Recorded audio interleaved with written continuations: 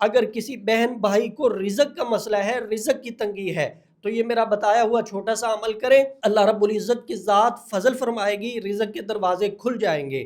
گھر کے 4 کونے ہیں، چاروں کونوں میں آپ نے اس عمل کو کرنا ہے، اور کرنا بھی فجر کی نماز کے بعد ہے۔ گھر کا جو وہ کونا ہے جس کا رخ قبلہ کی طرف ہے، وہاں سے آپ نے اس عمل کو شروع کرنا ہے۔ 41 مرتبہ اس کونے میں کھڑے ہو کے آپ نے پڑھنا ہے یا رزاقو، اور پھونک لگا دینی ہے کونے پہ بھی، اپنے آپ پہ بھی۔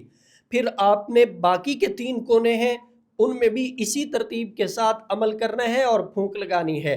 یہ عمل آپ تواتر کے ساتھ 41 دن کریں، اللہ رب العزت وسیع پیمانے پہ رزق کے دروازے کھول دیں گے، حلال رزق اللہ آپ کو عطا فرمائیں گے۔ ایسے اسباب پیدا ہو جائیں گے کہ آپ کے پاس رزق آنا شروع ہو جائے گا۔ نماز کی پابندی لازمی ہے، کیونکہ نماز کے ساتھ اللہ کا وعدہ ہے رزق کا، اور اللہ اپنے وعدے سے پھرتے نہیں ہیں۔